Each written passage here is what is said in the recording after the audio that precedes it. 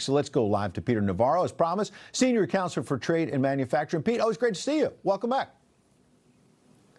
Ed, you covered a lot of ground. Well, you see this president. I don't even know where to start. Go ahead. I'll tell you this, though. The illegal immigration that has occurred has imported different cultures, different people, a whole lot of folks. We're in a democracy. And when folks with different values and ideas have the power because of sheer numbers, that's when we get in trouble. And we're getting into trouble big time. That guy running for Senate, if you played that clip again, listening to him, he sounds just like Castro, Chavez, and Perón in Latin America. It's like they must train these guys in rhetoric, because it was like perfect. That was like the perfect way to tap at the resentments of people, and it's just spewing lies and a false ideology that will destroy this country. But Mondami and that guy, they move up the chain because they're effective communicators in the most perverse kind of way, and it's so ahistorical. It's just a fact. Socialism and communism have never worked. Yes. Ever. And it's just brought tragedy and poverty. I mean, as soon as like more than half of the people of a country get control and push socialism and then take everything from the other half, everything disintegrates. Yes. Because there's no innovation, there's no entrepreneurship, there's no freedom. And so, I mean, I love your rants.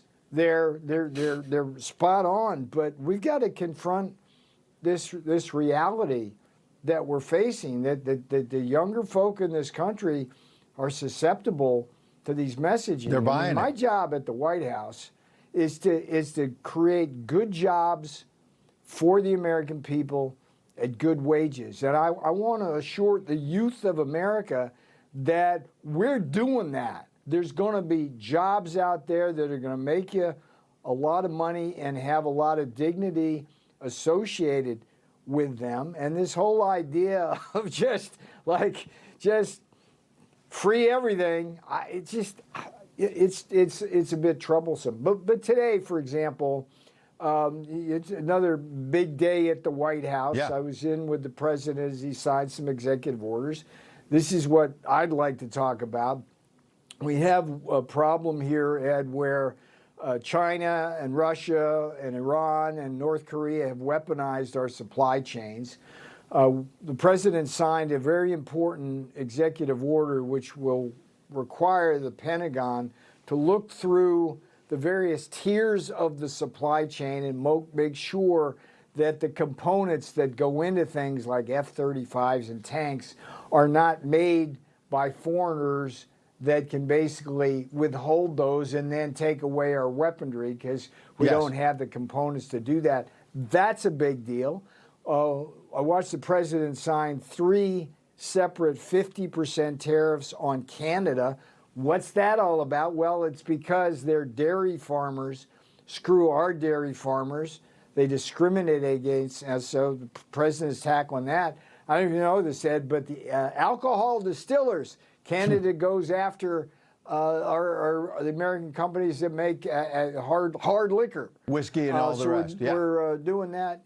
And then autos. So, in the world of policy, we are doing everything we can to address an affordability crisis that was created by the likes of Joe Biden, exploited by Mamdani, ironically.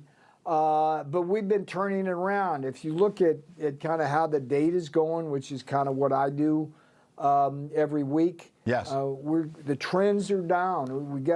Which is not to say we don't have some issues. Beef has been kind of the holy grail of me trying to figure out the best ways to get it down. So we're cracking down on the cartels that run the beef processing, things like that. So just a lot of things going on there. Got it. So I appreciate all of that. What about gas prices? Because you've previously said, look, president had to take the fight to the terror regime in Iran. You take the geopolitical threat of their nuclear weapons off the table, and eventually gas prices are going to be way down. But you know, affordability-wise, people are hurting right now. What's your message?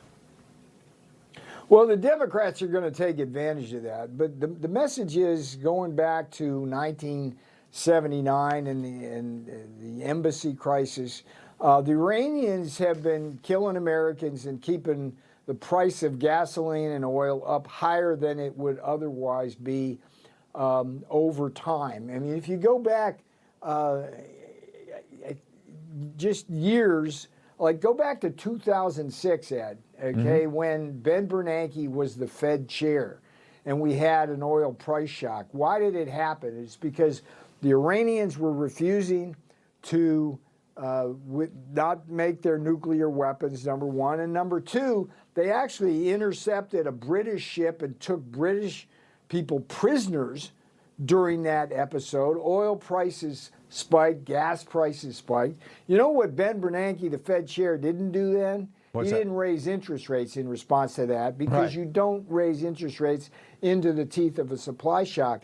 But we've got to deal with Iran. If you think Iran would act responsibly with the nuclear weapon, just look at what they're doing now. They've got less discipline than a baby in diapers. They're just spraying their crap all over that area, like Qatar, Kuwait, Jordan, Saudi Arabia. Yeah. It's like what's going to happen over time, and it's going to take time, is that we are going to pivot away as a world away from the Strait of Hormuz. There's going to be pipelines, other ways, other sources and see of that petroleum, production come places back. like Venezuela. Yes. We're going to see that. We're going to learn how to adjust to what Iran is doing, and what ultimately has to happen is regime change there. I think that's pretty obvious at this point, because the ICRG, they don't, you know, they do what they do. They don't want to stop. They want to keep the terrorism going. And I think you're right. The president has restored that American leadership. Absolutely.